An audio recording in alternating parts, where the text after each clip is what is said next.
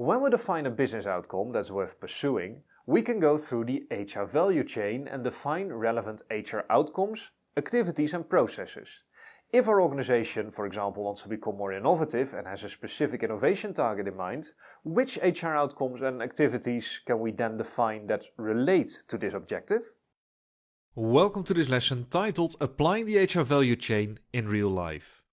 There's nothing more practical than a good theory. In this lesson I want to apply the HR Value Chain in a practical real-life example to show you how you can use this framework to apply it in your organization as well. You should always start with the business outcome in mind. Now for this example, we'll take a fictional company, a consultancy that needs to become more innovative and that wants to train their consultants to be more sales-oriented. And we look at their main challenges, the impact matrix, and then we'll use the HR value chain to analyze one of these problems, to define a number of metrics to measure its success, and then see how analytics can play a role in explaining this phenomenon and improving it within the organization. So let's start with the business problems of this specific company. Call center personnel is leaving. The CEO thinks that they have a skill gap between our strategy, they want to become more sales oriented, and current capabilities, because the current consultants really struggle to upsell certain products to be more sales oriented. Absenteeism levels are relatively low, but they are slightly increasing. And the company is struggling to reach their innovation targets. One of the key strategic goals of the organization is to become more innovative.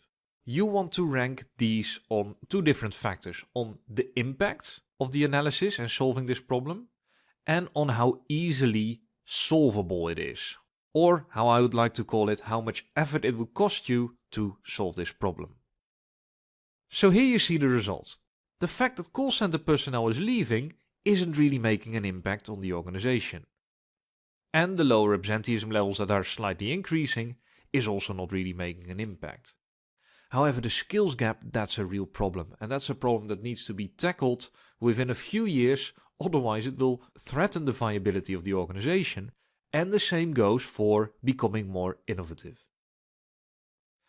Now in terms of effort, you see that call center personnel leaving, we don't really have data on that, so that would be quite a bit of effort to analyze that.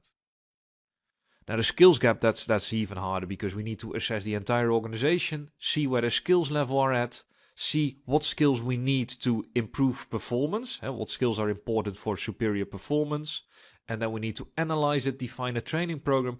That takes a lot of effort, and it might take a full year to complete. Now increasing absenteeism levels, we already have the data for that. That doesn't really cost us any effort. And struggling to reach our innovation targets, that's also an analysis that doesn't cost us too much effort. In the next step, we want to map them on the impact matrix. When we map them on the impact matrix, we see that a number of problems are really not worth it. They are high in effort and they are low in impact. We have a number of nice to haves, and that might be a pet project of a senior manager. They're relatively easy to do, but they don't really make much of an impact. But you really want to focus on the low-hanging fruit. High impact, low effort. And in this case, the low-hanging fruit is the issue that the organization needs to become more innovative. Innovation is related to a key strategic goal, it has high impact, and the effort to do it is relatively low. So, how do we get started? Now the obvious steps would be to first select the low-hanging fruit. We just did this. To define if the problem is a business outcome or an HR outcome. When we're talking about absenteeism, for example, that's really an HR outcome, and the business outcome, to convince the business, and then we need to talk about profit margins, for example. That's the business outcome of high absenteeism levels. Or the other example, turnover in the call center, is also really an HR outcome, and the business outcome is the increase in cost in this case. But when we talk about becoming more innovative, then that's really a business outcome, so we can categorize it as a business outcome. Now, in the third step, we define all the relevant HR outcomes and HR activities based on existing literature. And I'll show you in the next slide how to do that. In the next step, we want to define the relevant data on metrics for each outcome or activity. And then in the next step, we do the actual analysis. Now, when we're talking about innovation outcomes, this is really an organizational objectives. So when you take the HR value chain, in the organizational objectives column, you can put that we need to reach our innovation target. Now the big question is, how do we measure this? And that will differ from organization to organization. For example, a good way to measure it would be the number of new product launches, or the go-to-market time in days, or the innovation benchmark score. The first two metrics are examples of leading metrics, and the third metric is a lagging metric. You can only see and get the data afterwards.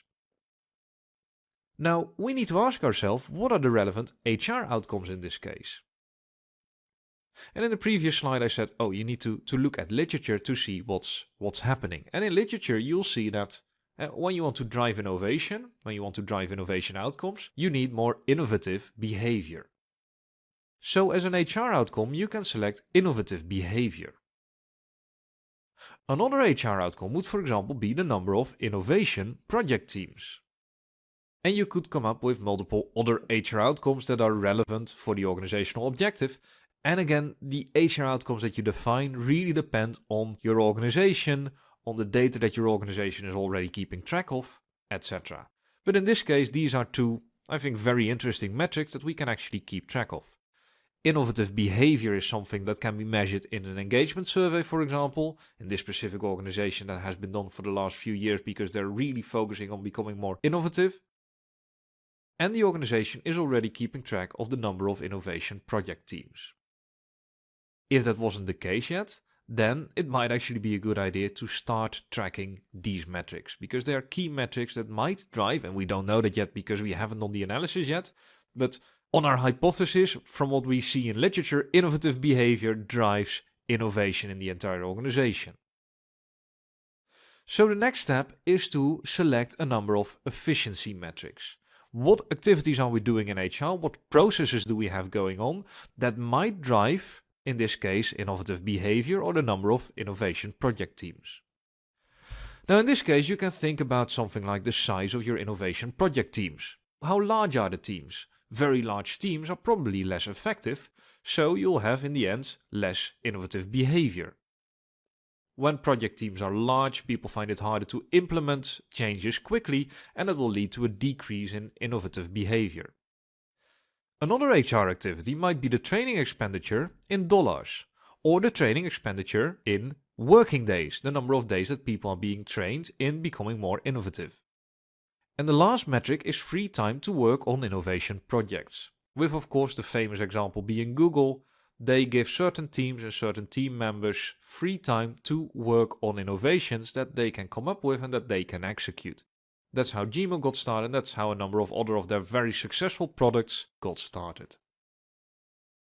That free time might lead to more innovative behavior, and that might lead in the end to more innovative projects and a faster go-to-market time, and in the end a higher score on the innovation benchmark.